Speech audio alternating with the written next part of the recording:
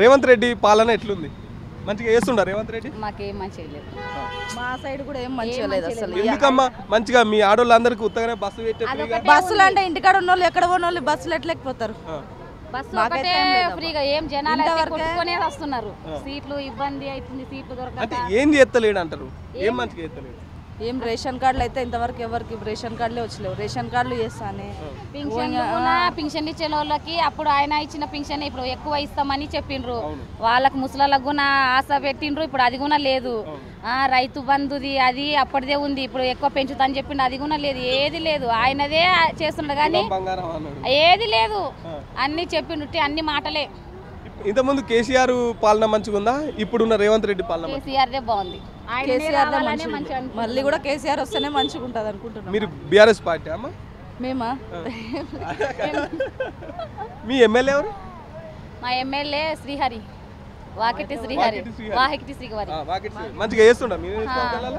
పర్వాలేదా? పర్వాలేదు, మంచిగానే చేస్తున్నాడు. ఇప్పుడు మాకైతే మా ఊళ్ళ వరకు మంచిగా చూసుకుంటున్నాడు, మంచిగా చేస్తున్నాము. ఆయన అందుకే ఆయననే ఉండాలి మాకు ఎమ్మెల్యేగా. ఇక్కడ పైన అతని కేసీఆర్ రావాలని అనుకుంటున్నాం.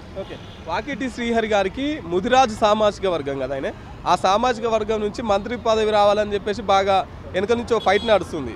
మీరు అనుకుంటున్నారా మంత్రి పదవి రావాలని? అనుకుంటున్నాం, ఎందుకంటే రావాలని అనుకుంటున్నాం. మేము ముదిరాజు వాళ్ళమే, మా కులంలో ఒకరు ఉంటే బాగుంటుందని మాకు అనుకుంటున్నాం మేము కూడా.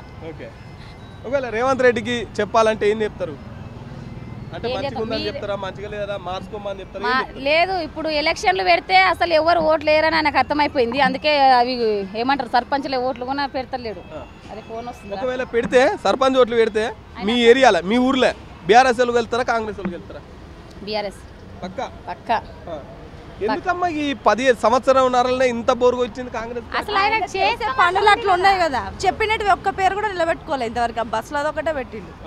ఇక ఆయన మాకు తెలిసిన రైతులకు రుణమాఫీ చేసే, ఆడవాళ్ళందరికి ఫ్రీగా బస్సులు ఇచ్చే, సన్న బియ్యం రేషన్ కార్డులలో కూడా సన్న బియ్యం ఇవ్వండి. ఈ నెల వచ్చింది సన్న బియ్యము, ఈ వరకు మొత్తం స్టోర్ బియ్యం.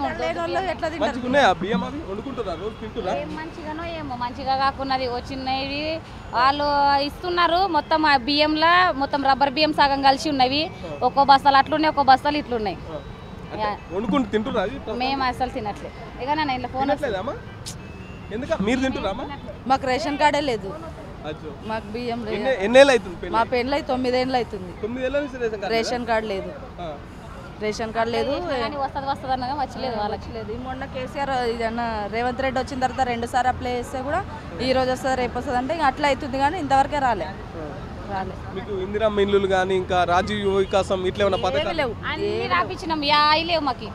1 కోటి మంది మహిళలను కోటీశ్వర్లను చేస్తా అని చెప్తున్నాడు కదా, అది మాటలు మాత్రమే, ఏది లేదాడా?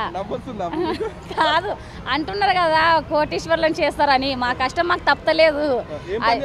మేము స్లాబ్ లేనిక పోతాం, కాంక్రీట్ పని చేస్తాం మేము, స్లాబ్ లేనిక పోతాం.